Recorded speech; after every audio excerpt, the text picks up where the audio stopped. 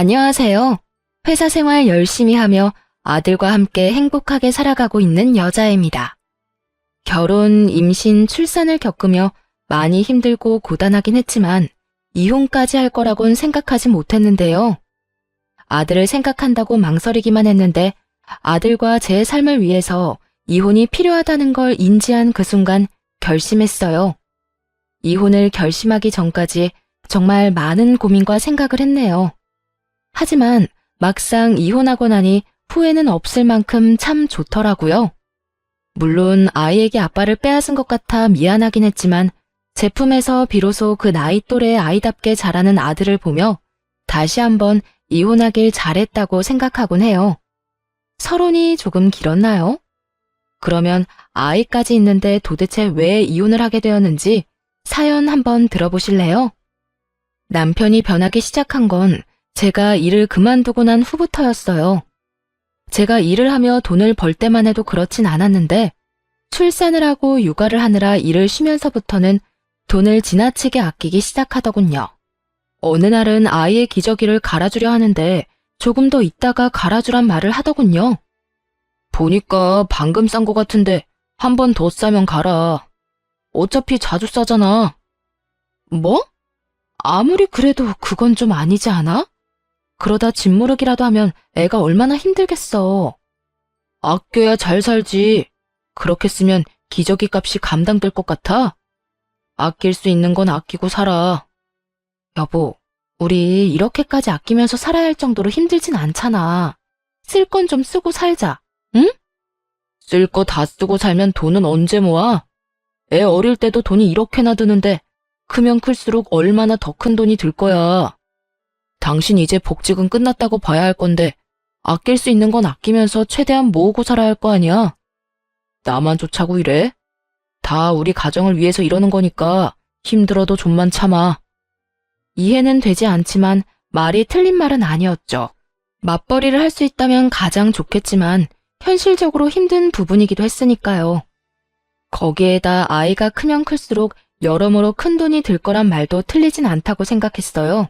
전 남편의 뜻에 따라 절약하며 살기 시작했고 때론 돈으로 과하게 구는 남편이 불만이긴 했지만 웬만하면 따라주려고 노력했네요. 하지만 아이가 크면 클수록 이럴 때 쓰자고 모은 돈도 쓰지 않는 남편에게 불만이 생겨나기 시작했죠. 아이가 크면 몸에 맞는 옷과 신발이 필요한데 여기저기 해진 옷을 얻어와 이 정도면 새거나 다름없다며 입히지를 않나 어떤 날엔 옷 수거함에서 옷을 가지고 올 때도 있었거든요. 당신 밤마다 나가서 뭘 하나 했더니 헌옷 수거함에서 남들이 버린 옷 가지고 온 거였어? 우리 아들 어디서 주워온 애 아니고 당신 친자식이야. 어떻게 남이 버린 옷을 가져다 입힐 생각을 해? 남편이 한가득 가지고 온 남들이 입다 버린 옷을 던지며 화를 냈고 남편은 다시 그 옷들을 주워 내밀며 이렇게 말하더군요. 헌옷 같지도 않구먼. 뭘 또 그렇게 화를 내? 하루가 다르게 크는 게 애들인데 철마다 어떻게 새 옷 입히면서 살아? 깨끗하게 빨면 되니까 그냥 입혀. 그렇게 깨끗하면 당신이나 입어. 난 절대 이딴 건 우리 아들한테 못 입히니까. 도대체 내가 몇 번을 말해야 해? 아껴야 나중에 잘 산다고 했잖아. 다 우리 가정을 위해서 이러는 거라고. 나라고 우리 아들한테 새 옷 입히기 싫어서 이러는 줄 알아? 마음이 그렇게 굴뚝이면 실천을 좀 해, 실천을. 하여튼 다신 이딴 거 가지고 오지 마. 아무리 나중을 위해서라곤 하지만 이딴 건 절대 허락 못해. 당신이 허락 못하면 어떻게 할 건데? 어차피 생활비는 내가 주는데. 정 이런 게 싫으면 생활비에서 잘 아껴서 애 옷 사줘. 그러면 되잖아. 밖에서 낳아온 자식도 아니고 이건 아니다 싶더라고요. 결국 헌옷은 제가 다시 버려버렸고 남편은 그 후로 생활비를 제외한 다른 돈은 주지 않더라고요. 이것뿐만이 아니었어요. 결혼기념일엔 수기 가계부를 사와 이렇게 말하더군요. 어플 받으면 공짜로 다 쓸 수 있는데 내가 특별히 결혼기념일이라고 큰 돈 좀 썼지. 신경 써서 사온 가계부니까 빼먹지 말고 써서 날마다 보여줘. 알겠어? 당신 지금 이걸 선물이라고 사온 거야? 이게 도대체 누굴 위한 선물이야? 누굴 위하긴. 당신이랑 나를 위한 선물이지. 좀 귀찮더라도 습관 들이고 나면 여러모로 좋은 거니까 빼먹지 말고 써. 이처럼 기가 막히고 코가 막힌 일들은 참 많았지만 참고 살려고 애썼습니다. 잘 먹고 잘 살자고 저런다는데 계속 말 꺼내는 것도 싫었고 말이 통하지 않는 사람을 설득하길 포기해버렸던 것이었죠. 무엇보다 저는 능력이 없었고 아이는 너무나도 어린 상태였어요. 그래서 그때는 이혼은 생각도 하지 못했죠. 이 어린아이의 양육권도 보장받지 못할 뿐더러 설사 일이 잘 풀려 제가 양육권을 가지게 된들 혼자 잘 헤쳐나갈 용기가 없더군요. 그런데 결국 참지 못할 일이 생겨났어요. 바로 아이가 아파 병원에 가게 되는 일이 있었을 때인데요. 어느 날 아이가 기침을 심하게 하며 콧물을 흘리더라고요. 저런 증상을 보이고 나면 늘 열이 났던 아이라 바로 병원에 가려고 했고 그런 사실을 한 남편은 또 잔소리를 하기 시작하더군요. 병원 가게? 고작 기침 좀 하고 콧물 좀 난다고? 얼굴을 보지 않아도 남편의 표정이 머릿속에 그려지더라고요. 이미 삐딱선을 탄 남편의 말에 저 역시 말이 곱게 나가지 않았죠. 다른 것도 아닌 아이가 아픈 문제였으니까요. 고작이라니? 당신은 잘 모르나 본데 이러고 나면 꼭 열난단 말이야. 일찍 가서 약 먹이는 게 나아. 애도 고생 덜하고 돈도 덜 들고 말이야. 그건 당신 생각 아니야? 내가 보기엔 그냥 두면 자연스레 괜찮아질 것 같은데 뭘. 애들이야 다 아프면서 크는 거지. 유난 떨지 말고 따뜻한 물이나 먹여. 그러면 다 나아. 고작 몇천 원이 아까워 졌단 말이나 해대는데 화가 나더라고요. 다른 건 몰라도 이것만큼은 참을 수가 없었어요. 제발 적당히 좀 해. 이게 가정을 위해 돈을 아끼는 거라고 생각해? 어디가 가정을 위하는 건데? 이 모든 게 우리를 위해서 이러는 거잖아. 내가 괜히 이러겠어? 우리를 위해서? 우리를 위하는 거라고 생각해? 애 제대로 된 옷 한 벌 못 입히는 게? 애가 아픈데 병원도 못 가게 하는 게? 먹고 싶다는 것도 제대로 못 먹이고 남들 다 아는 나들이 한번 안 나가는 게? 도대체 뭐가 우리를 위하는 거냐고. 그렇게 해서 우리 아낀 돈이 얼마인 줄이나 알아? 하여튼 집에서 살림만 하니까 뭘 몰라 저런 말을 하는 거지. 그 돈이 얼마나 되는지 나한테 알려준 적이나 있어? 그리고 난 그 돈 궁금하지도 않아. 그 돈이 얼마든 간에 나랑 우리 아들은 지금 불행해. 이렇게 사는 거 불행하고 지긋지긋하다고. 나라고 좋아서 이렇게 사는 것 같아? 내가 번 돈 나도 내 마음대로 못 쓰면서 사는 삶이 나도 달갑진 않다고. 그래도 당신이랑 우리 아들을 위해서 이러는 건데 당신까지 꼭 이렇게 예민하게 굴어야겠어? 예민? 지나가는 사람 붙잡고 물어봐. 내가 예민하게 구는 건지 당신이 지나치게 구는 건지. 애가 아프다는데 아프면서 크는 거라고? 따뜻한 물 먹이면 다 낫는다고? 당신한테 같이 유난 떨어달라는 뜻도 아니야. 그저 아플 땐 병원에 데리고 가고 애가 먹고 싶다는 게 있으면 다는 아니더라도 3번 중 1번이라도 사주면서 살자는 거야. 그게 예민하게 구는 거냐고. 아니, 다 가정을 위해서 그런다는 걸 이해를 못해?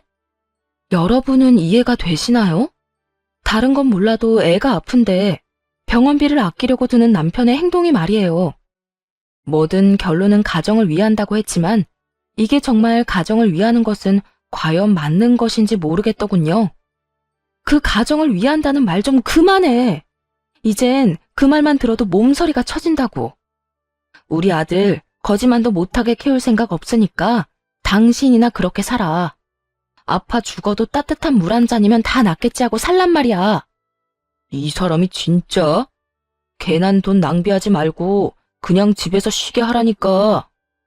당신이나 그렇게 살라고 했지? 지금 병원 못 가게 하면 당신이랑 이혼할 거니까 그런 줄 알아. 지금 이혼하잖아?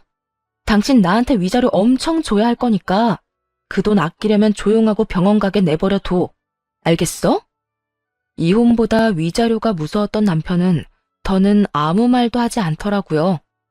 그렇게 아이를 데리고 병원에 갔고 목이 이미 많이 부은 상태라 아이가 많이 힘들었을 거라 하더군요. 그 이야기를 듣는데 스스로가 참 원망스러웠어요. 진작 좀 데리고 올 걸. 조금만 더 신경 써서 볼 걸. 그날 아이를 안고 참 많이도 울었네요. 그날 이후 마음을 다잡고 조금씩 변하기로 결심했어요. 남편이 뭐라고 하든 먹는 것, 아픈 것에는 돈을 아끼지 않기로요. 남편의 반발은 심했지만 잘 먹는 아이를 보면 그 정도야 한 귀로 듣고 한 귀로 흘리는 것이 가능했습니다. 여기까지만 했다면 아마도 가정을 지키는 선에서 제 방법대로 대응하며 살았을 거예요. 하지만 무엇보다 화가 나는 것은 따로 있었네요. 이혼까지 결심하게 된 원인이기도 하고 말이에요. 그건 바로 가정에선 돈을 그렇게 아끼는 남편놈이 시댁에는 돈을 전혀 아끼지 않는다는 것이었어요. 특히 시모에겐 돈을 어찌나 잘 쓰는지 아들에겐 그렇게 아끼던 놈이 시모에겐 계절마다 옷을 사주고 있었습니다. 그것만 해도 열불이 터지는데 도저히 참을 수 없는 일이 일어나고야 말았죠. 날이 쌀쌀해지자 시모는 밍크코트 타령을 해대기 시작했고 어느 날은 시댁에 갔더니 떡하니 시모가 밍크코트를 입고 있더라고요. 그냥 보아도 저렴한 라인이 아닌 꽤 비싼 값을 치렀을 법한 밍크코트 말이에요. 어머님, 그 밍크코트 결국 사신 거예요? 엄청 비싸 보이는데. 그럼 우리 아들이 사줬지. 난 이렇게까지 비싼 건 필요 없다고 했는데 우리 아들이 기왕 살 거 좋은 거 사라고 해서 하는 수 없이 매장에서 제일 비싼 걸로 샀어. 이걸 남편이 사줬다고요? 그래. 나한테 아들이 네 남편 말고 또 있니? 어때? 예쁘니? 따뜻하기도 얼마나 따뜻한지. 이거 입고 있으면 따로 보일러 틀 필요가 없다니까. 역시 우리 아들이 최고야. 넌 좋겠다. 이런 남편도 있고 말이야. 시모는 눈치도 없이 자랑을 하기 시작했고 저의 분노는 폭발 직전이 되었습니다.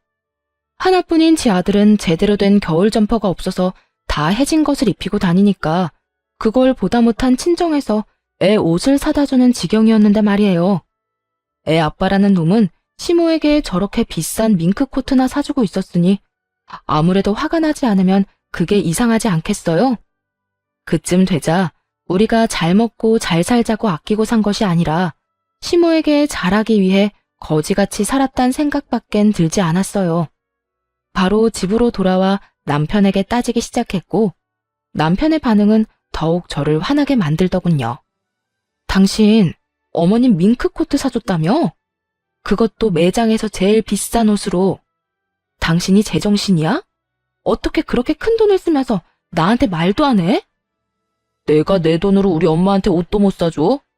그리고 이왕 사는 거 좋은 거 사면 오래 입고 좋잖아. 싼 게 비지떡이란 말도 몰라? 웃기더군요. 어쩌다 아들 옷 하나 사줄 때는 할인하는 것도 아니고 원가가 저렴한 것 중에서도 가장 저렴한 한 번 빨고 나면 입지도 못할 그런 옷을 사주면서 시모 옷은 저딴 기준에서 고르고 골라 사줬다고 하니 말이에요. 저만 점점 더 화가 오르고 있었고 그에 비해 남편은 평온 그 자체였죠. 그걸 그렇게 잘 아는 사람이 애 옷 살 땐 제일 저렴한 걸로 고르고 골라서 사주냐? 에이, 엄마랑 우리 아들이랑 비교하면 안 되지. 우리 아들이야 앞으로 살면서 더 좋은 거, 더 비싼 거 걸치면서 살겠지만 우리 엄마는 아니잖아. 언제 돌아가실지도 모르는데 살아계실 때 좋은 거 해드려야지. 차별도 적당히 해야 넘어가지. 애는 아파도 병원도 못 가게 하고 거지꼴로 살게 하면서 어머님께는 밍크코트? 이게 말이 된다고 생각해? 당신이 생각해도 당신 행동이 심하다고 생각 안 해? 그리고 그런 논리면 우리 친정에도 밍크코트 정도는 사줘야겠네. 어머님이나 우리 엄마나 나이는 비슷하잖아.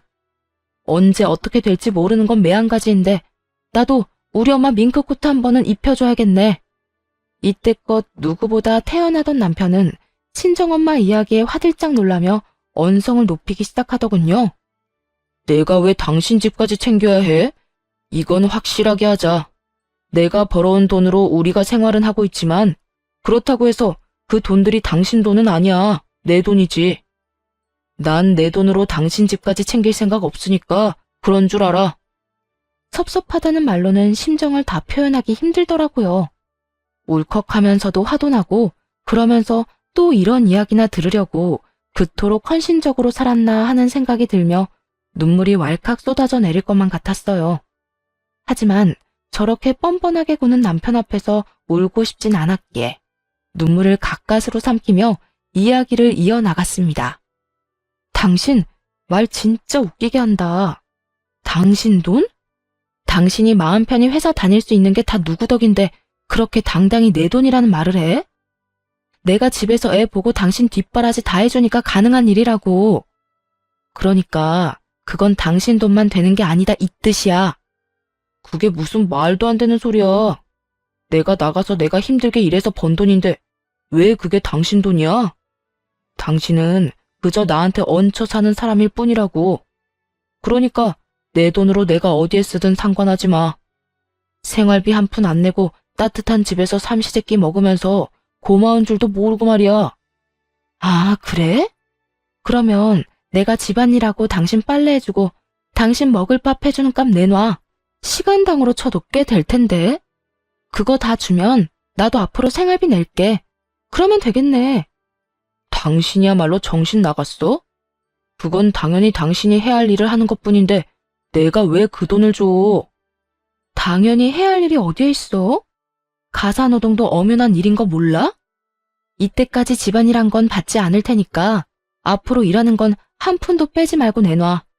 그러면 나도 당신처럼 생활비 내고 살 테니까. 헛소리 하네. 난 땡전 한 푼 못 주니까 내 돈 탐내지 마. 땡전 한 푼 주기 싫으면 내 돈, 네 돈 그딴 소리 다신 하지 마. 알겠어? 나라고 좋아서 고급 인력 집에서 낭비하고 있는 거 아니니까. 그제야 알겠더라고요. 가정을 위해 집에서 육아와 집안일만 하는 저를 남편이 어떻게 생각하고 있었는지 말이에요. 그리고 가정을 위한답시고 아끼고 아낀 돈은 모조리 다 시댁으로 흘러간다는 것도요. 그때까지 수없이 머리로만 고민하던 이혼을 결심하는 순간이었죠. 하지만 안타깝게도 바로 이혼을 할 순 없었습니다. 아이는 제가 키우겠다고 당당하게 말할 수 있는 능력부터 키우기로 했어요. 다행스럽게도 마침 제가 다니던 회사에서 다른 분이 육아휴직에 들어가게 되었고 제 사정을 알고는 다시 불러주어 복직을 하게 되었네요. 아이를 어린이집에 보내기로 했고 하원이라든가 갑작스럽게 아이에게 생기는 불가피한 일은 친정 부모님의 도움을 받기로 했어요.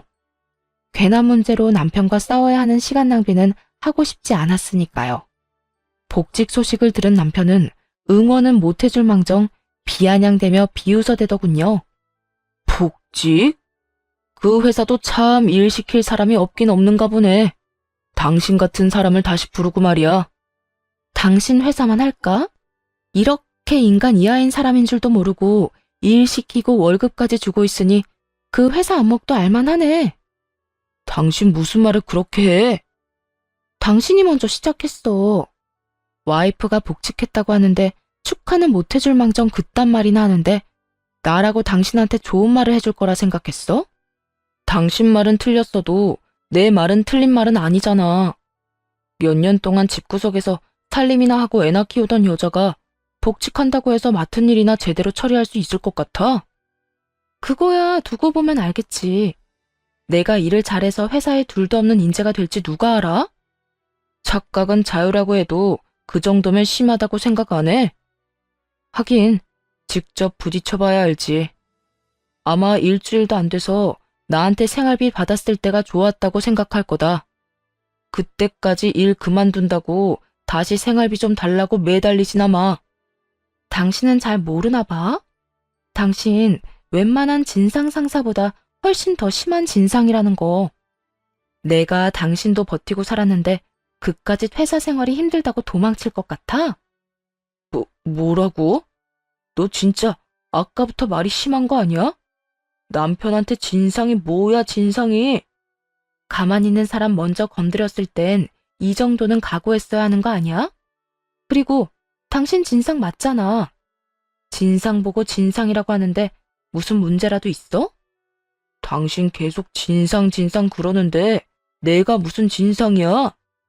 집에서는 세상 둘도 없는 짠돌이라서 애 옷 한 벌, 병원비도 아끼는 사람이 자기 집에는 재벌집 상속자처럼 돈 써대면 그걸 진상이라고 하는 거야. 정작 아끼는 게 없어야 할 가정에서 아낀 돈으로 효자짓이나 하고 다니는 걸 다른 말로 표현할 게 있다고 생각해? 아, 그리고 애 키우고 집안일 하는 건 하찮게 여기면서 네 돈 내 돈 하는 것도 진상 중에 완전 진상이지. 웬만하면 말다툼을 하며 시간 낭비를 하고 싶지 않아 피해왔는데 그날만큼은 지금껏 하고 싶던 말들을 다 쏟아냈네요. 이런 반응의 남편은 많이 당황한 모양이더라고요. 평소에 제 모습과는 달라도 완전 다른 모습이었으니까요. 그리고 이런 말들이 전곡을 찌르기도 한 모양이었어요. 가만히 노려보던 남편은 말을 돌리며 다시 비아냥대기 시작했죠. 그래, 여자하고 말싸움 해봤자 남자만 손해지. 앞으로 두고 볼게. 언제 잘리게 될지 말이야. 그리고 나한테 언제 생활비 타령을 할지 지켜보는 재미가 있겠네. 혼자 헛된 기대 마음껏 해. 난 당신 기대처럼 잘릴 생각 절대 없으니까 말이야. 오히려 당신보다 더 인정받고 당신보다 더 많이 벌고야 말 거니까 두고 봐. 처음엔 남편의 이런 반응이 화가 났는데 시간이 조금 지나니 오히려 고맙더라고요. 남편 덕에 도끼를 제대로 충전했으니까요. 일을 하며 남편의 도움을 받기 싫었기에 혼자 아들을 돌보는 것은 물론 집안일도 신경 쓰며 바쁘게 살았네요. 그렇게 3년이 지났어요. 일만 시작하면 당장이라도 이혼하고 아들을 데리고 나와 잘 살 수 있을 거라 생각했는데 현실은 그리 녹록지 않더라고요. 우선 전셋집이라도 마련할 돈을 모아야 했고 회사 내에서도 입지를 다질 필요가 있었죠. 3년이란 시간 동안 남편은 점점 더 뻔뻔해졌지만 당장이라도 이혼하고 싶었던 마음은 점점 진정되더라고요. 돈을 벌기 시작하니 부딪히는 부분이 없어지기도 했고 그동안 각자의 삶을 살다 보니 그랬던 것 같아요. 이대로라면 아들의 아빠 자리는 지키고 있게 해주려고 했는데 그것마저도 남편 스스로 걷어차는 일이 일어나고야 말았습니다. 그날도 다른 날과 마찬가지로 아이를 유치원에 맡기고 출근을 했던 날이었어요. 그날따라 정신이 없이 일을 하고 있는데 선생님께 전화가 오더라고요.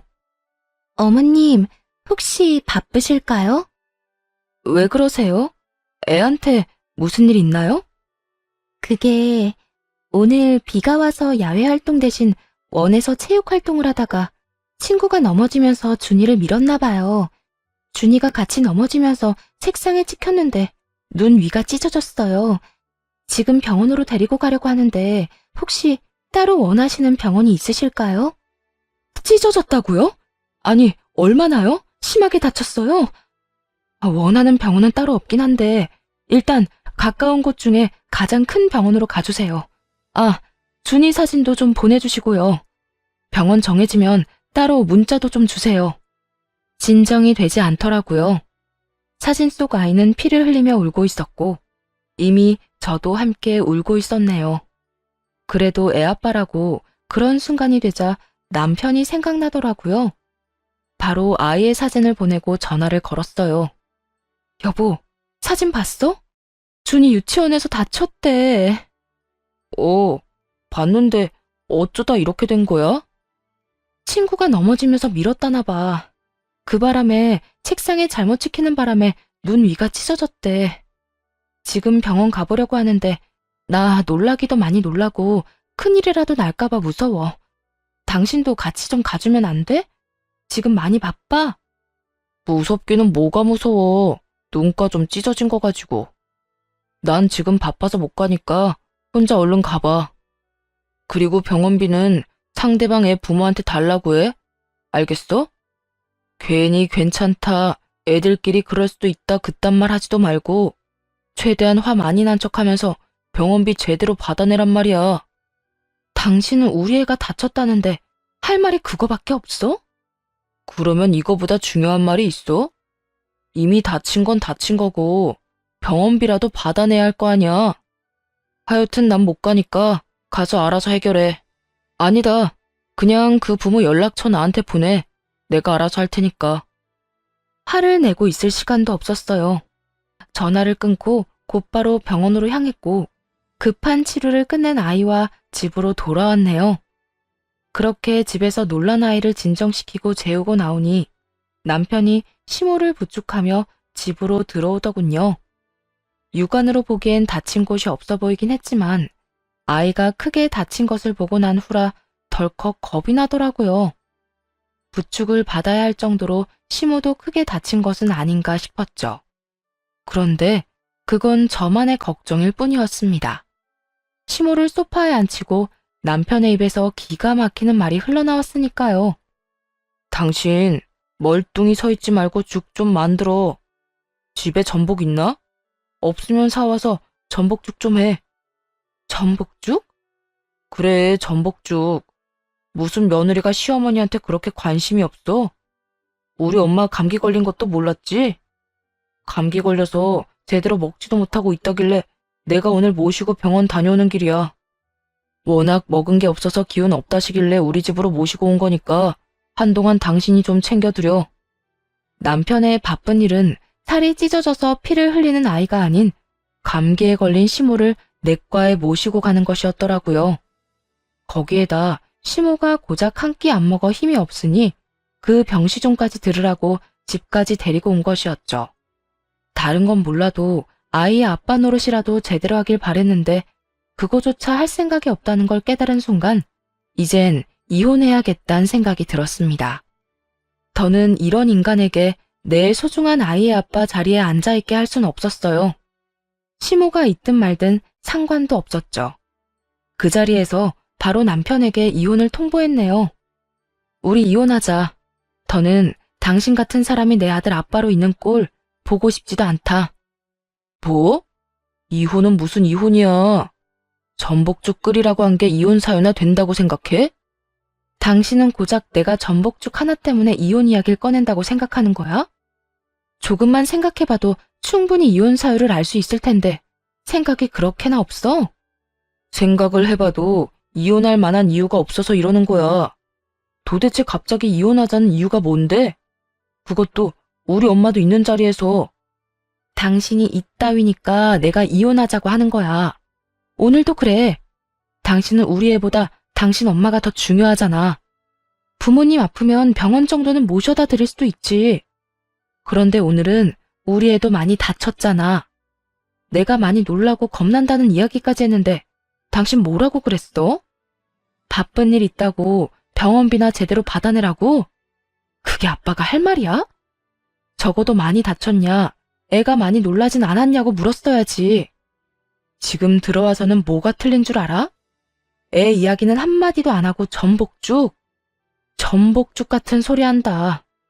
집구석에 전복 한 마리라도 사다 주고 그딴 말을 해. 내 말이 틀렸어?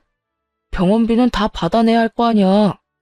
잘잘못은 따져서 손해는 안 봐야지. 그리고 내가 그까짓 병원 좀 안 가서 애가 어떻게 됐어? 그런 것도 아니잖아. 당신 화난 거 알겠으니까 이혼 같은 헛소리 하지 말고 얼른 죽이나 끓여. 이혼하려면 변호사 선임도 해야 하고 돈이 얼마나 드는데 이혼은 무슨 이혼이야? 돈 좀 번다고 돈 무서운 줄 몰라. 안 되겠어. 앞으로 당신 월급도 나한테 다 내놔. 내가 관리할 테니까. 헛소리나 계속해대는 남편이나 그런 남편의 말이 하나 틀린 것이 없다는 듯 고개를 끄덕이는 시모나 어느 하나 멀쩡한 사람이 없어 보이더군요. 그렇게 정신을 못 차려준 덕분에 이혼에 대한 제 의지는 더욱 확고해지긴 했지만요. 이런 상황에서도 변호사 비용이나 따지고 있으니까 내가 이혼하자고 하는 거야. 그리고 당신이 나랑 내 아들한테 어떻게 했는지 다 잊었어?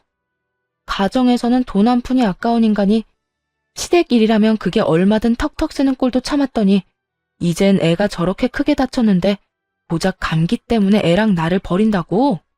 난 더는 그딴 꼴 보고 싶지도 않고 참을 수도 없으니 이혼해. 이혼에 대한 의지가 확고해 보였는지 남편을 대신해 시모가 제 발목을 잡고 늘어지더라고요. 바로 아들을 빌미로 삼으면서 말이죠. 그래? 그렇게 못 참겠으면 이혼해야지. 단, 이혼하게 되면 우리 집 장소는 다시 볼 생각도 하지 말거라. 네가 낳았어도 엄연히 우리 집 씨앗이니 이혼할 땐 우리 장손하고 연도 끊고 나가란 말이야. 장손이요?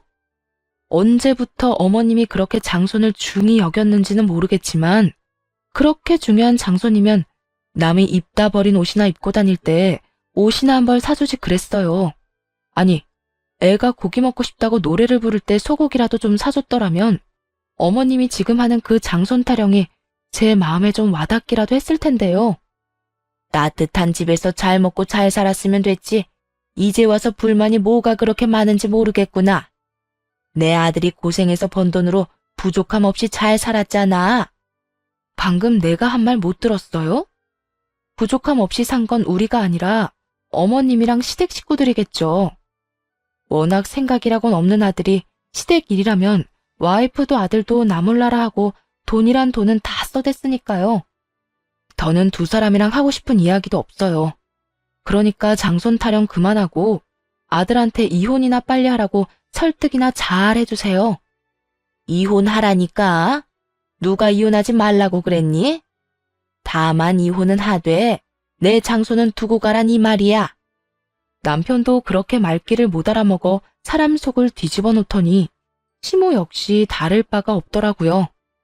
그런 것도 유전이 되는 것인지 답답하기 짝이 없는 순간이었죠. 어떻게 말해도 알아듣지 못하는 시모를 똑바로 보고 한 글자 한 글자 천천히 집어주며 말해주었네요. 어머님이야말로 잘 들으세요. 그 집 구석 장손 아니고 내 아들이에요. 내가 낳고 나 혼자 키운 내 아들이라고요. 그러니까 내 아들한테 침 흘릴 생각 하지도 마세요. 뭐야? 너 끝까지 이렇게 나올 거니? 이렇게까지 행동하게 만든 게 그쪽들이에요. 장가간 아들이 정신 못 차리고 시댁 일에만 매달리면 그러면 안 된다. 애나 와이프 좀 챙기라고 한마디 하지는 못할 망정 밍크코트나 사달라고 하고 손주가 피가 철철 난다는데 감기 때문에 병원에나 가자고 하고 해달라고 조르는 엄마나 좋다고 가서 돈 쓰는 가정 버리는 아들이나 제정신 아닌 건 매한가지라고 생각 안 하세요? 듣고만 있기 거북했는지 남편이 화를 내며 나서더라고요. 입장을 바꿔 제가 남편의 입장이었다면 입이 10개라도 할 말이 없을 것 같은데 말이죠. 그 상황에서도 말이 많은 것을 보니 양심은 밍크코트를 살 때 돈과 함께 주고 왔나 싶었네요. 제정신이 아니야? 누가 할 말을 누가 하는 거야 지금? 당신이야말로 지금 제정신이 맞긴 해? 어떻게 우리 엄마한테 눈 똑바로 뜨고 그딴 말을 해? 얼른 사과해. 잘못했다고 싹싹 빌란 말이야. 내 말 못 들었어? 이혼하자고 했잖아.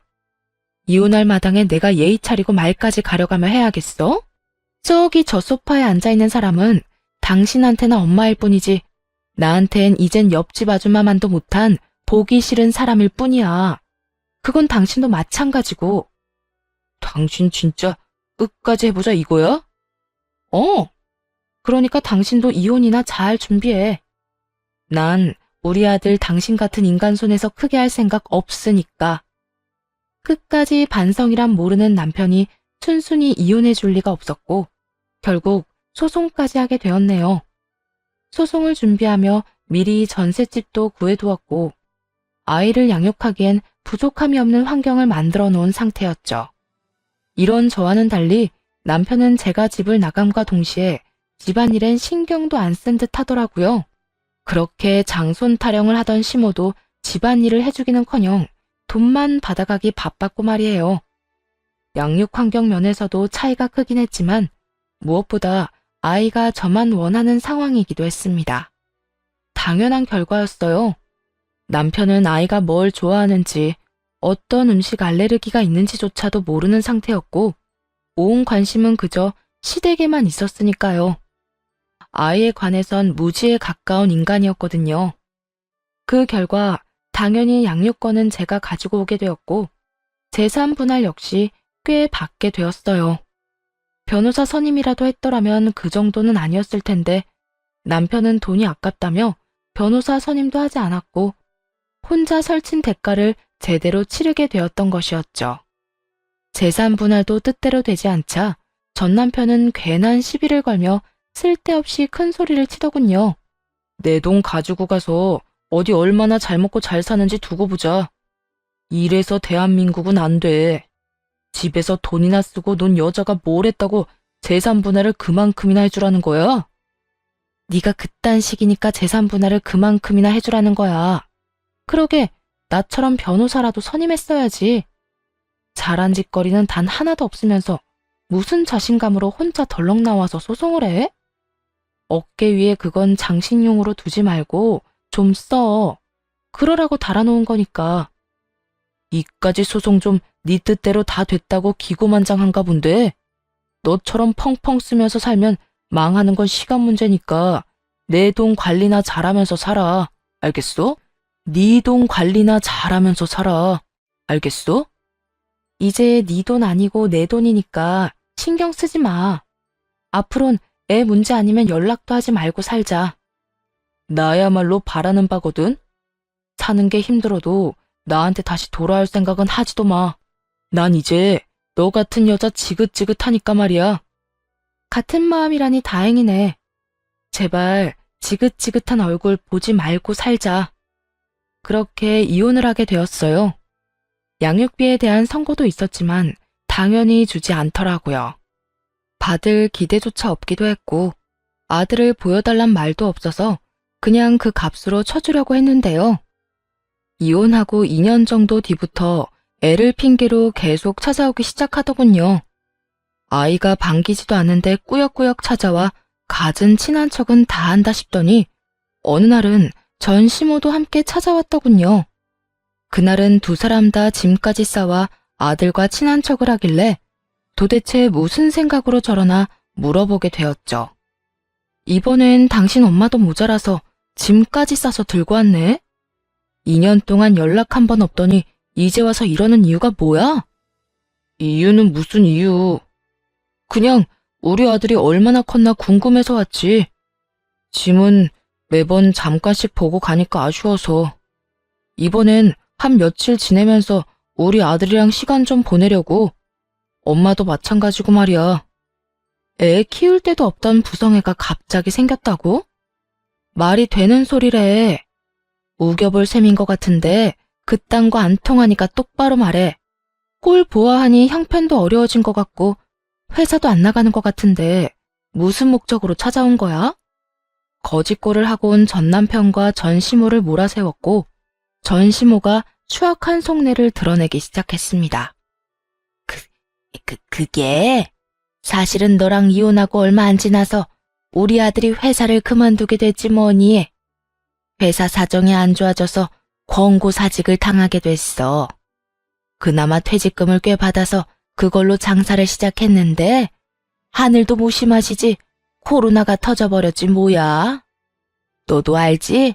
코로나 때문에 살아남은 가게가 없다는 거. 그래서 우리 사정이 요즘 좀 많이 좋지 않아. 꼴이 볼만하다 했더니 다 이유가 있었더라고요. 큰 마음 먹고 있는 돈 없는 돈 다 끌어모아 시작한 가게는 다 망했고 오갈 데가 없어지니 그제야 저를 찾은 것이었죠. 처음부터 짐 싸서 들어오기엔 양심에 찔렸는지 아들 핑계로 오가기로 한 모양이었고요. 그래서 그렇게 형편이 어려워졌으니 이제 와서 나한테 빈대라도 붙으려고 그러세요? 빈대라니. 재결합이라는 좋은 단어가 있지 않니? 우리도 우리지만 너 힘들까봐 이렇게 찾아온 거야. 아들 혼자 키우는 게 보통 일이 아니지 않니? 언제까지 친정 도움 받을 거야? 사돈들이 말을 안 해서 그렇지 몸도 마음도 힘드실 게야. 그러니까 너도 우리가 이렇게 왔을 때 못 이기는 척 받아들이려무나. 애한테도 아빠가 다시 생기니 좋고 너도 듬직한 남편이 다시 돌아왔으니 여러모로 좋은 일 아니겠어? 이 모든 개소리를 요약하자면 쫄딱 망해 거지가 된 자신들을 감사한 마음으로 데리고 살아라 였네요.